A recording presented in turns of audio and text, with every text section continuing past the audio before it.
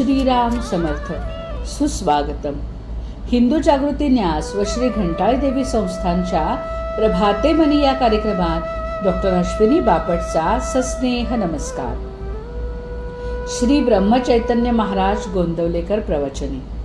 14 जून. भगवंत जोडणे हाच एक धर्म. भगवंत जोडत असेल तर अधर्मही करावा. भगवंत जोडणे हाच एक धर्म. अभिमानाने कोणतेही कृत्य केले तर ते नाही भगवंताला पोहोचत. दानधर्म केला, धर्मशाळा बांधल्या, हे सर्व नाव होण्याकरता जर केले तर त्याचा तुमच्या कल्याणाला काय उपयोग? भगवंत जवळ न येता त्यामुळे अभिमान मात्र वाढतो. बाभळीची झाडे लावली तर त्यांना आंबे कसे येतील? मीपणाने केलेले काम नाही उपयोगी पडत.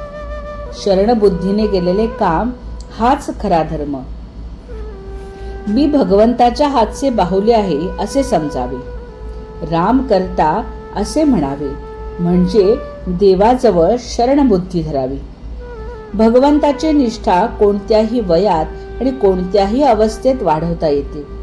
ही निष्ठा कधी कुणाला हार जाणार नाही किंवा कधी कुणापुढे मान लवविणार नाही.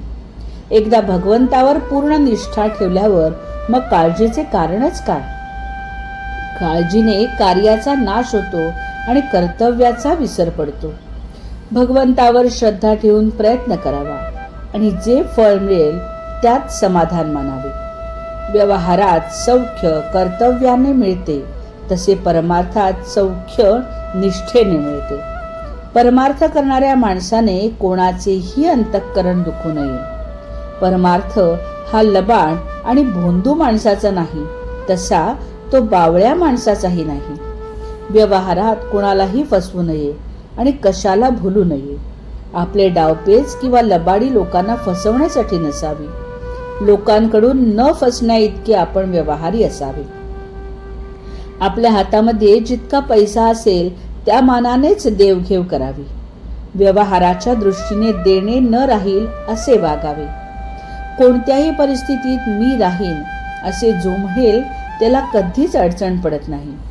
आपण श्रीमंताचा द्वेष करू नये आणि गरिबांना कमी लेखू नये. अशी वृत्ती बनायला भगवंताची निष्ठा पाहिजे. प्रत्येकाला खायला प्यायला भरपूर मिळाले पाहिजे.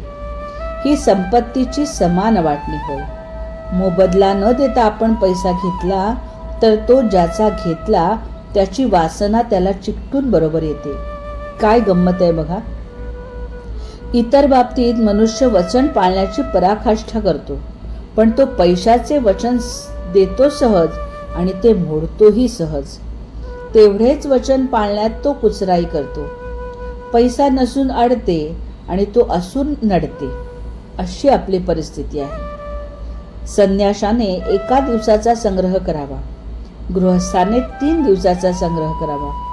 आपल्याजवळ 3 दिवस खायला आहे असे पाहिल्यावर आपण मुळीच काळजी करू नये. बोधवचन.